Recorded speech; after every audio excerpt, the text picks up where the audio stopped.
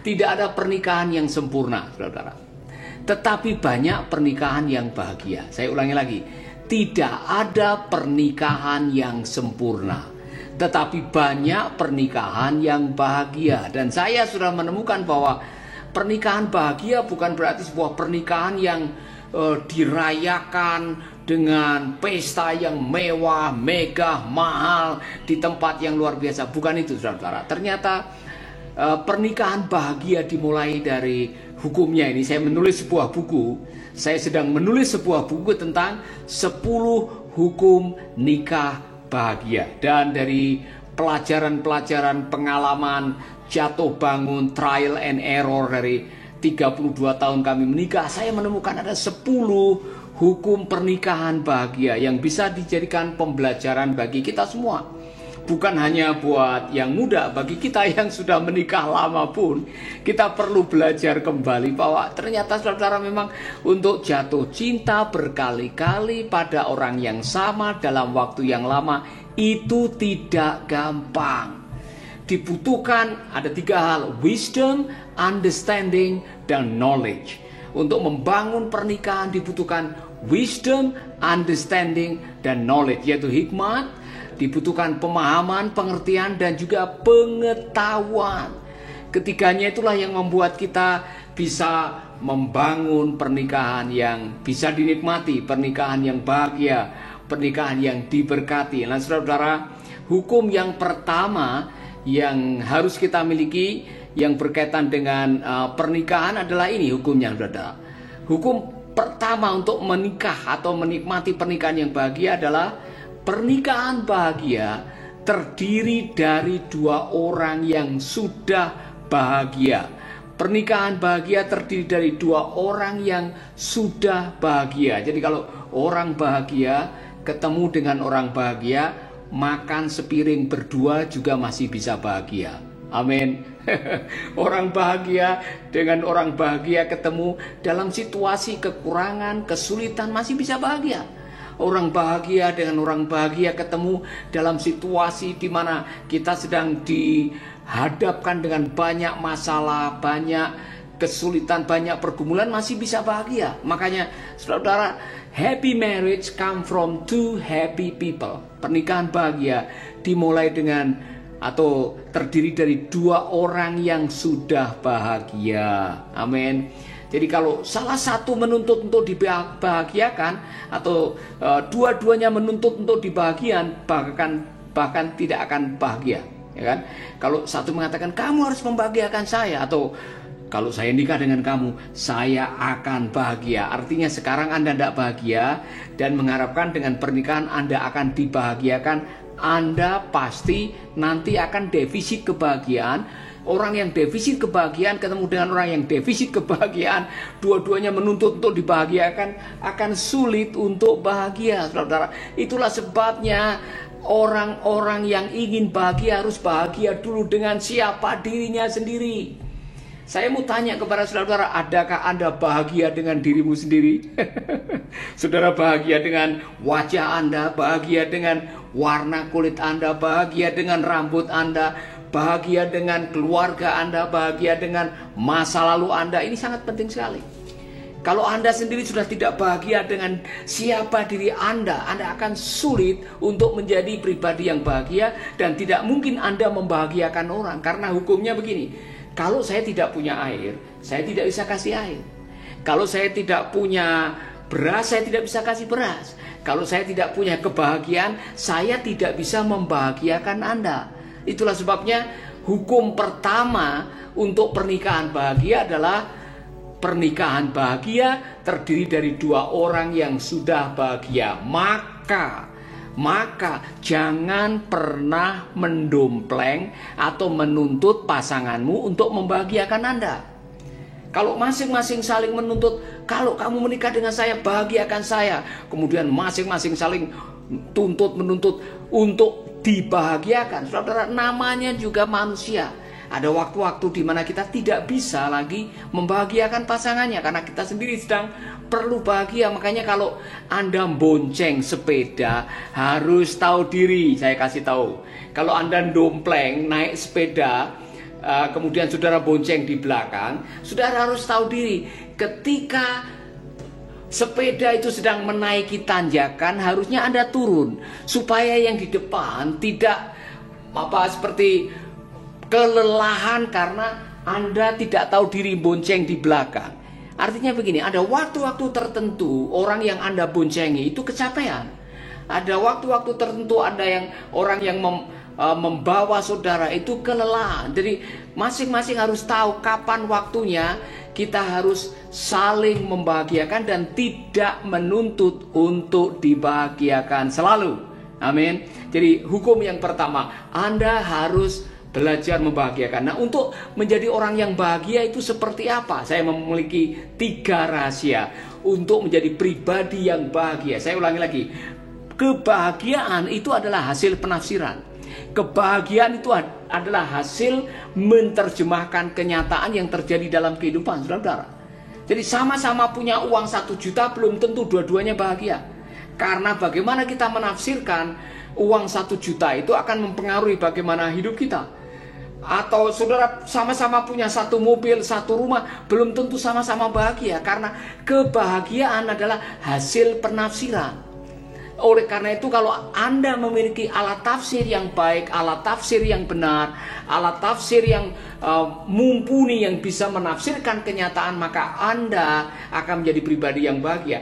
Semakin banyak alat tafsir yang baik, seperti kacamata ini saudara, semakin banyak kacamata atau semakin banyak alat tafsir yang benar, yang kokoh, yang kuat, yang bernilai, maka semakin baguslah cara saudara menafsirkan kenyataan. Amin. Itulah sebabnya saudara, saya bersyukur kepada Tuhan karena Tuhan memberkati saya seorang istri yang sejak dari kami menikah dalam situasi yang sulit. Saudara bisa bayangkan, pertama kali kami menikah itu kami tinggal di sebuah desa, melayani Tuhan di sebuah gereja perintisan dengan persembahan 2.500 per minggu. Dan disupport oleh organisasi dengan 25.000 per bulan. Saudara, secara manusia kami serba kekurangan. Tetapi saudara, ketika kita merasa cukup, nah saya mau mengatakan ini, salah satu cara untuk menjadi pribadi yang bahagia nomor 1 adalah terimalah kenyataan apa adanya. Amin. Belajarlah menerima kenyataan yang namanya takdir. Takdir bahwa Anda lahir dari orang Jawa atau orang Cina atau orang Madura atau orang Batak, saudara harus terima karena yang namanya takdir Anda tidak bisa memilih. Fakta bahwa engkau dilahirkan dari keluarga miskin, kita tidak bisa memilih. Fakta bahwa kita punya ayah kok minggat waktu kita lahir, kita juga tidak bisa memilih. Jadi hal-hal yang kita tidak bisa memilih hanya bisa kita terima. Kalau hidung saya pesek, kemudian kulit saya hitam atau rambut saya lurus atau keriting, itu adalah bagian dari sovereign foundation yang saya sebut dengan takdir atau sovereign foundation. Kita hanya bisa menerima saja. Nah, orang-orang yang bahagia adalah orang-orang yang bisa menerima keadaan, kenyataan apa adanya, syukuri apa yang ada. Hidup adalah anugerah. Tetap jalani hidup ini dan lakukan yang terbaik. Kalau dari sononya kulit sudah hitam, mau diputihkan tiap minggu dengan mandi lulur, nanti 3 bulan lagi kembali lagi. Kalau rambut sudah keriting, kemudian mau diluruskan, nanti 3 bulan juga balik lagi. Saudara, daripada saudara habis uangnya untuk mengubah apa yang menjadi takdir, lebih baik uangnya dipakai untuk yang lain. Ubahlah apa yang bisa Anda ubah, jangan pernah berusaha mengubah apa yang tidak bisa diubah. Itulah rahasia kebahagiaan dalam hidup ini. Belajar menerima kenyataan, belajar menerima apa yang sudah terjadi, belajar menerima takdir, dan tidak berusaha mengubah apa yang tidak bisa diubah. Haleluya, amin. Jadi saudara, dalam hidup ini saudara akan ketemu dengan banyak kenyataan yang tidak sesuai dengan harapan. Iya kan? Anda punya keinginan tidak sesuai dengan harapan, mau apa? Mau menolak kenyataan? Anda mengingkari kenyataan, malah Anda akan jadi stres. Belajarlah menerima kenyataan yang ada, syukuri saja, bilang terima kasih Tuhan. Nanti Tuhan akan menolong saudara. Tuhan akan menuntun saudara. Jadi yang pertama, belajarlah menerima kenyataan. Nah, kalau kita punya alat tafsir yang baik, yang saya sebut dengan kebenaran firman Tuhan. Kalau saudara menggunakan firman Tuhan untuk menafsirkan kenyataan, saudara akan menjadi orang-orang yang dalam situasi apa saja bisa berbahagia. Maka berbahagialah orang yang kesukaannya merenungkan firman Tuhan. Ini contoh, saudara. Saudara lahir dari keluarga miskin seperti saya, ya kan? Saya lahir dari keluarga yang miskin. Kemudian masa kecil itu saya hidup terlunta-lunta. Saya bisa sekolah, bisa melanjutkan sampai SMA itu karena beasiswa Super Semar dari zamannya Pak Soeharto dulu. Dan kalau saya merenung kembali, saudara, kadang-kadang saya melihat teman-teman saya yang anak pejabat, ada yang anak orang kaya waktu di sekolah punya uang saku bisa jajan, saya hanya gigit jari lihat teman-teman yang jajan misalkan.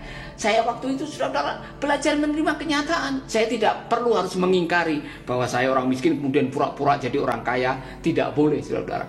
Belajarlah menerima semuanya. Dan saya sekarang tahu ada lensa yang sangat bagus sekali yang namanya firman Tuhan yang mengajarkan begini. Kita tahu sekarang bahwa Tuhan turut bekerja sama untuk mendatangkan kebaikan bagi orang yang mengasihi Dia. Kita tahu sekarang. Jadi ternyata semua yang Tuhan izinkan terjadi adalah bagian dari perjalanan hidup kita.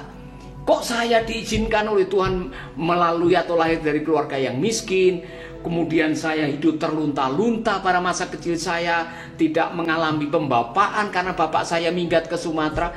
Ternyata dipakai oleh Tuhan. Pengalaman itu dipakai oleh Tuhan sehingga sekarang kalau saya melihat ada anak terlantar, ada anak yatim, ada fatherless atau anak yang tidak dibapai, saya tergerak untuk menolong mereka. Maka lahirlah Yayasan Mercy Indonesia yang sekarang membawai ada 12 panti dan children center. Jadi segala perkara Tuhan turut bekerja sama untuk mendatangkan kebaikan. Apa yang saya maksudkan? Kita semua punya pengalaman yang tidak membahagiakan. Kita semua menghadapi kenyataan yang tidak enak kalau dipandang atau dialami dalam hati. Tetapi ternyata semuanya itu diizinkan oleh Tuhan supaya kita bisa belajar sesuatu. Jadi untuk menjadi pribadi yang bahagia, yang pertama, jadilah orang yang bisa mau menerima kenyataan apa yang ada. Yang kedua, saudara, pribadi yang bahagia adalah pribadi yang bisa mencukupkan diri dengan apa yang ada. Bapak, ibu, suami, istri, belajarlah mencukupkan diri dengan apa yang ada. Orang-orang yang bisa mencukupkan diri, orang itu bisa mensyukuri apa yang ada di depan mata. Orang yang bisa mensyukuri apa yang ada di depan mata, orang itu bisa menikmati apa yang ada di hadapannya. Orang yang bisa menikmati apa yang ada di hadapannya, orang itu bisa bahagia di dalam hidupnya. Jadi rasa cukup mendatangkan rasa syukur mendatangkan rasa nikmat mendatangkan rasa bahagia. Maka kalau engkau ingin menjadi pribadi bahagia, jadilah pribadi yang bisa merasa cukup. Jangan selalu merasa kurang.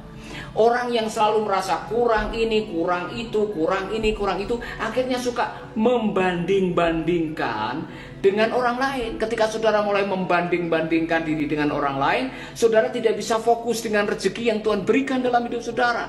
Karena kalau saudara melihat orang lain punya kelebihan, saudara menjadi cemas, saudara menjadi marah, saudara menjadi iri. Padahal kelebihan mereka tidak mengambil dari jatah kita. Hanya kita yang berpikir, oh dia punya lebih, pasti dia mengambil dari jatah kita. Salah konsep.